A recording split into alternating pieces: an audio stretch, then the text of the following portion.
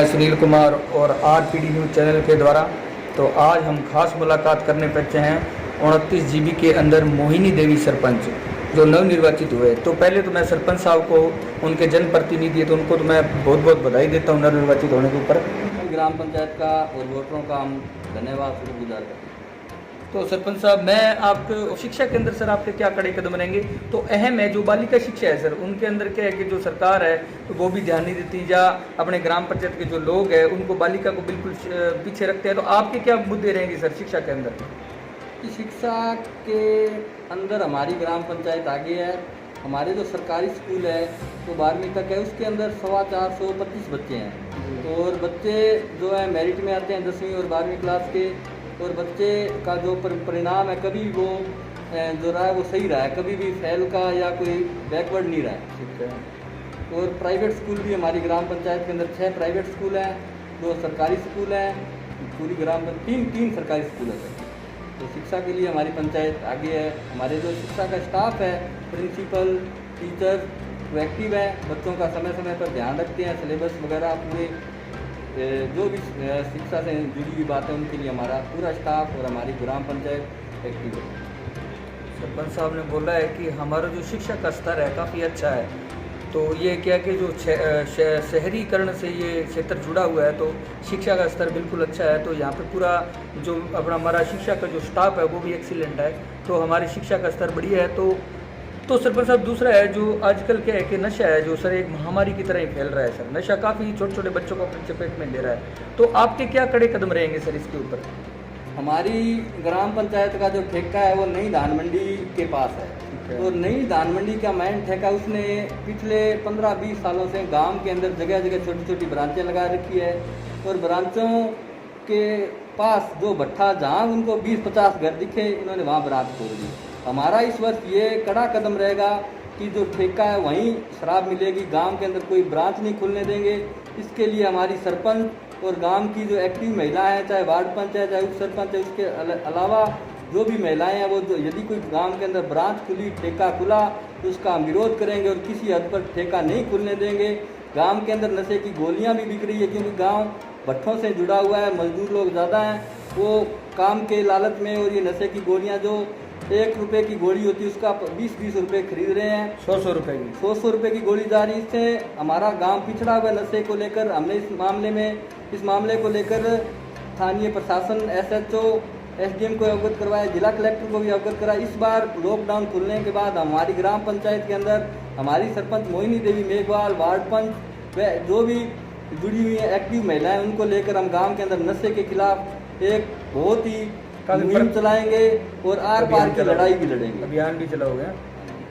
सरपंच साहब ने बोला है कि जो नशा है जो इंसान का जो दिमाग है उसको ख़त्म कर देता है, तो सबसे गंदी कुरीतियों से माना जाता है। तो इसके अंदर हमारे कड़े कदम रहेंगे। तो प्रशासन के साथ मिलकर हम बहुत ज़्यादा इससे लड़ाई लड़ेंगे और हमारे अभियान भी चलाएंगे।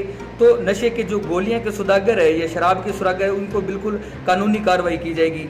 तो सरपंच साहब, आजकल जो मैं आपको पूछूं कि जो अहम मुद्दा है सर अभी जो कोरोना का है सर, तो इसके अंदर क्या है कि जो पूरा वर्ल्ड इसके चपेट में आ रहा है, तो ये भारत में भी अभी दस्तक दे रहा है। तो इसके लिए आपके क्या कड़े कदम या आपके सुझाव है?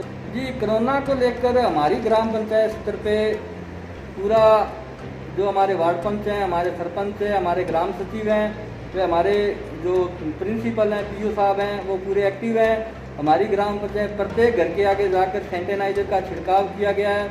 मास्क जो हमारी टीम है उनके हमने वितरित किए हैं, चाहे वो शिक्षा विभाग से जुड़ी हो, चाहे पंचायती राज विभाग से जुड़ी, किसी विभाग से जो कर्मचारी हमने उनको मास्क भी दिए हैं, और सैनिटाइजर जो हाथ साफ करने वाले छोटे छोटे लिक्विड हैं वो भी हमने बांटे हैं।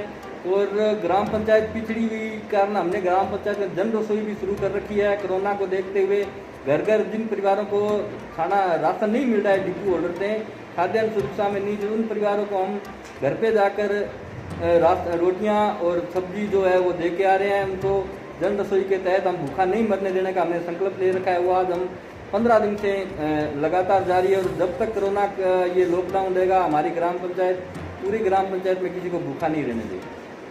सरपंच साहब ने बोला है कि जो हमारे ग्राम पंचायत के प्रति कोरोना के अंदर जो भी इंसान जो क्वारंटाइन हुए हैं या इसके अंदर आए हैं, तो जो बाहर से आए हैं उनके लिए हमारे काफ़ी कड़े कदम हैं, और जैसे मास्क वितरण करने का और सैनिटाइजर का छिड़काव भी किया है, और हमारी जो सोशल डिस्टेंसिंग का हर पालना की है, और लोगों से ज़्यादा घर से बाहर नहीं निकलने की सलाह दे रहे हैं, मास्क लगा कर रखने की बोल रहे हैं, और जो यहाँ से जो सामग्री है, जो खाद्य सामग्री, उनका भी वितरण कर रहे हैं। तो सरपंच साहब, दूसरा है जी, आपके जो सरपंच है वो एक महिला है यहाँ पे विशेष तौर से सर, तो महिला के कारण सर उनके जो महिला के उत्पीड़न है सर, जो सामाजिक कुरीतियों से महिला जुड़ी हुई है, उसके लिए कड़े कदम क्या रहे हैं जी? महिला सरपंच होने के नाते हम गांव के अंदर महिला पर जो भी अत्याचार, शोषण, जैसे हमारे गांव के अंदर महिलाएं नरेगा में जाती हैं, तो नरेगा में प्रत्येक महिला को 100 दिन नरेगा में काम उपलब्ध करवाना, और उनको काम के तहत जो गुणवत्ता का काम होगा उस काम की हम पूरी मजदूरी दिलाने के लिए सक्षम रहेंगे। यदि कोई महिला विधवा है, विकलांग है, उसको पेंशन मुहैया करवाएंगे, और यदि कोई तलाकशुदा महिला, उसको भी हम पेंशन, खाद्यान्न सुरक्षा में नाम जुड़वाना, प्रधानमंत्री आवास, जो सरकार की जन योजना है उनको हम लाभान्वित करने में हमारे सरपंच है मोहिनी देवी मेघवाल, वो सक्षम रहेगी। तो सरपंच साहब, आजकल जो अहम मुद्दों से जुड़ा हुआ एक मुद्दा है सर, एक जगह भ्रष्टाचार, जो करप्शन है सर, तो उसके लिए आपके क्या प्राथमिकता है, या पे कड़े कदम रहेंगे सर? जी, हमारी ग्राम पंचायत में 2014 के अंदर गरीबों को मिलने वाला जो कैरोसिन गेहूं है वो डिपो होल्डर ब्लैक कर रहा था। हमने कड़े कदम उठाकर गांव के नौजवानों ने एक मेहनत करके हमने 1540 लीटर कैरोसिन जो गांव के लोगों को मिलना था वो यहाँ से बाहर जा रहा था, हमने हमारी जान की बाजी लगा के उस तेल को पकड़वाया। पर दुख की बात ये रही कि जो यहाँ का प्रशासन था, स्थानीय एसडीएम, एसएचओ और डीएसओ गंगानगर, उसने उस डिपो होल्डर से बड़े स्तर पर पैसे खाकर और उसका जो घोटाला था, जो घपला था, उसे छुपा दिया। तो उस बात से हमारे संघर्ष करने वालों पे निराशा आई है, गांव के लोगों के अंदर भी निराशा आई है। अब हम इस समय, हमारे धर्मपत्नी मोहिनी देवी जी मेघवाल यहाँ से सरपंच है, और हम 5 साल तक जो डिपो होल्डर है भ्रष्टाचार से जुड़ा हुआ, चाहे पंचायती राज के अंदर आप ले लो, आप जिस बिल्डिंग में बैठे हो इस बिल्डिंग की हालात जर्जर हो रखी है, जगह जगह दरारें आ रखी है। और इस ग्राम पंचायत के अंदर पिछले 15 सालों से जो भी सरपंच रहा है उन्होंने बहुत ही ज़्यादा भ्रष्टाचार किया, चाहे इंटरलॉकिंग सड़क है, चाहे खड़बंजा है, चाहे किसी तरह की बिल्डिंग है, चाहे कैटल शेड है, किसानों को एक कैटल शेड मिला था उसके अंदर ही बहुत बड़ा पैसा ले लिया इन्होंने, और कैटल शेड का आधा अधूरा सामान दिया है। हम जैसा ही कोरोना हटेगा हम उन परिवारों को पूरा सामान दिलाएंगे। और भ्रष्टाचार चाहे ग्राम सचिव ने किया है, चाहे वीडियो विकास अधिकारी ने किया, चाहे जिला परिषद अधिकारी, जो भी इसमें लिप्त होगा हम उसके खिलाफ कार्रवाई करने के लिए सक्षम रहेंगे। सरपंच साहब ने बोला है कि जो यहाँ के जो पहले के जो राजनीतिक दल है, तो उन्होंने आज तक इस गांव के या ग्राम पंचायत के प्रति आज तक कोई ध्यान नहीं दिया है, तो उनको भी अवगत करेंगे। तो सरपंच साहब, पहले भी आज कोई राजनीति में रह चुके हो, या कोई सामाजिक संगठन या कोई राजनीतिक दल के अंदर ये पहली बार कदम रखा है सरपंच के अंदर? जी, 2000 से मैं राजनीति कर रहा हूँ, और 2008 के अंदर मैंने मार्क्सवादी कम्युनिस्ट पार्टी ज्वाइनिंग की थी। उसके अंदर अखिल भारतीय किसान सभा, जो किसानों का संगठन है, उसमें मैं काम कर रहा हूँ।